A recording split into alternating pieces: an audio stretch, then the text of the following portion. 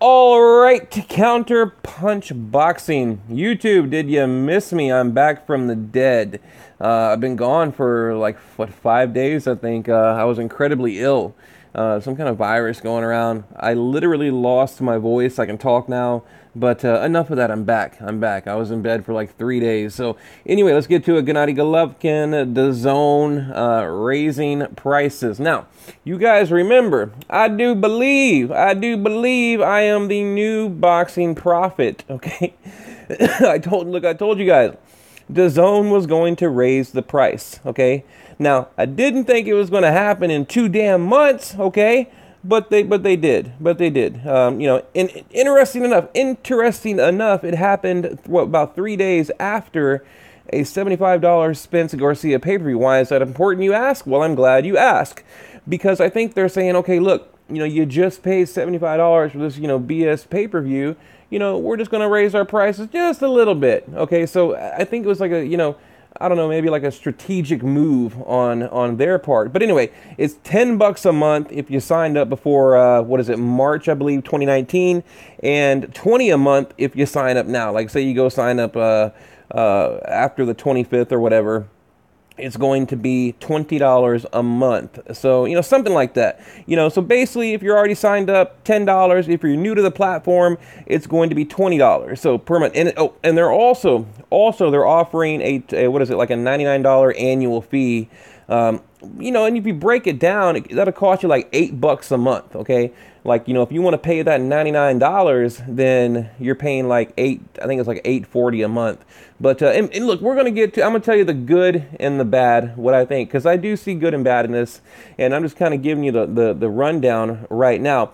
Also, now I heard Canada. Okay, I heard they're already paying $20, like from the beginning. I was reading like a comment earlier, a dude from Canada. He's saying, yeah, we've been paying $20 from day one, and they might raise it up to $40. So if there's anyone from Canada out there listening, tell me what you know, because I heard you're paying 20 and you're about to pay 40. It's like, whoa, wait a minute, or maybe 30. I don't know, but look. I have mixed feelings about the whole situation, right? Number one, okay, I still believe it's a really good deal, okay?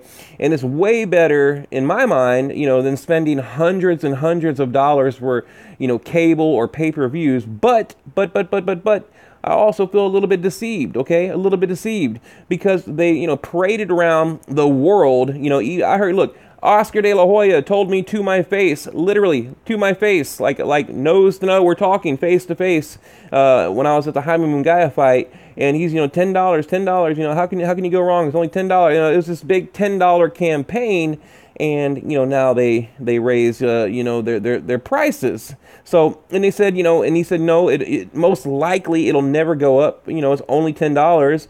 And like I said, a few months later, boom, $20. So when's it going to be 30? When's it going to be 40? So is this a breach of trust for me? Yeah, in a way. I mean, think about this. Let's put it into perspective here. Okay.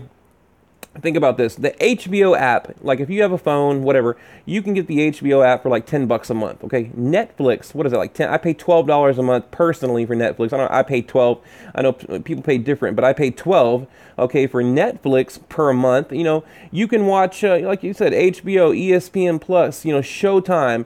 Any app out there is around $10 a month. And think about like what you get on HBO. HBO, you get movies, Game of Thrones, series, sports, all kinds of things. So, say $20 a month, for basically what, boxing, UFC, soccer, a couple of, but for you guys out there listening, I mean, if you're like me, you're probably doing it for boxing only. So, look, I think this is poor planning on the part of DAZN, but if they play their cards right, they can recover, right?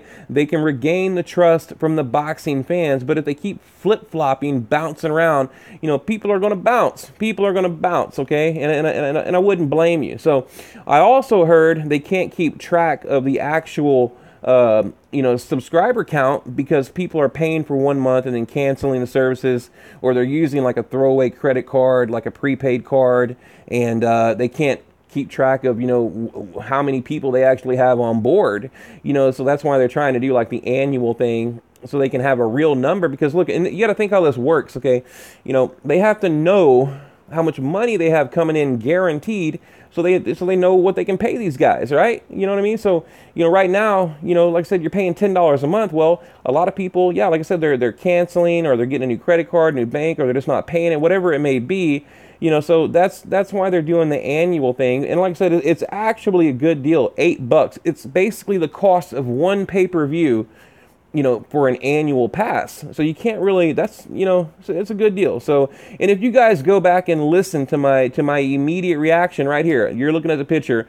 This is the thumbnail from a video I made about a month ago, Dazn Canelo review. If you go back and listen, they announced like I said, the new Dazn platform.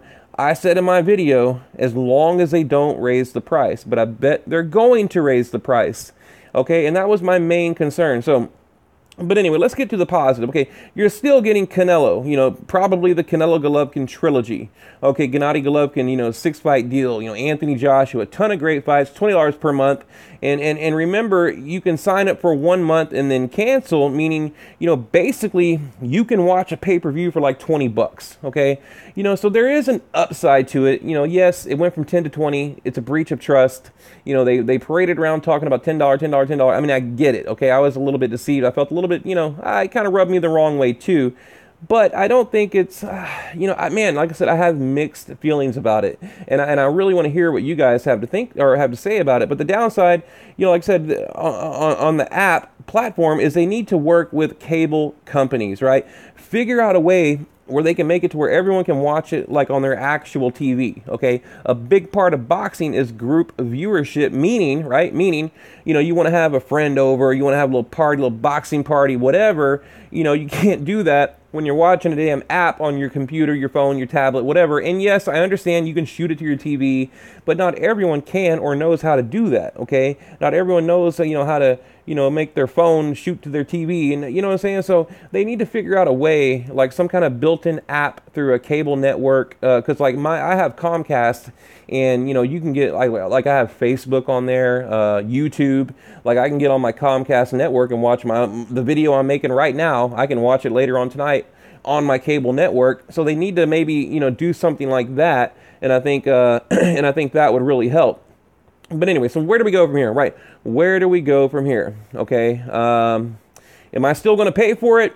Yes, okay, but I'm paying $10 a month, okay, so, because I'm grandfathered in, because I signed up like 2 or 3 months ago, so, but like I said, I do have a few questions I have, like, what if you change banks, or what if you miss a payment, something like that? Are they going to penalize you and make you pay that $20 a month, right?